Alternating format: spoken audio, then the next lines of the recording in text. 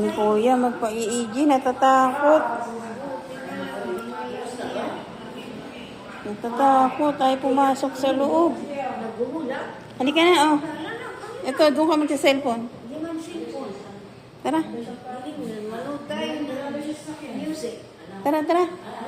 Ayaw ni Kuya, natatakot. Halika na. Tawag na ni Doc. Let's go, more Justin, tara. Halika na. Tulog ka na, maaga ka ba nagising kanina? Kasama mo si Lola? Opo. Kasama mo si Lola. Halika na.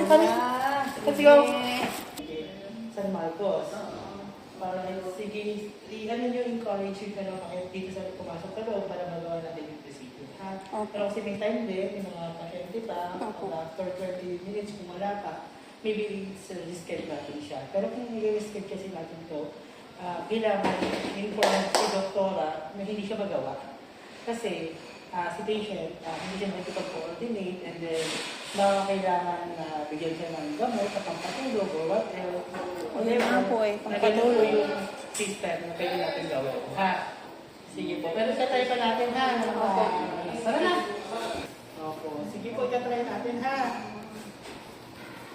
Kondon. Makikita mo. Tara, let's go. Tara, papakita ko sa iyo yung room. Dali ka, kukunin natin yung bola nandun sa loob. Ayun ang bola, kukunin. Kukunin natin yung bola. Kukunin natin yung bola nandun sa loob.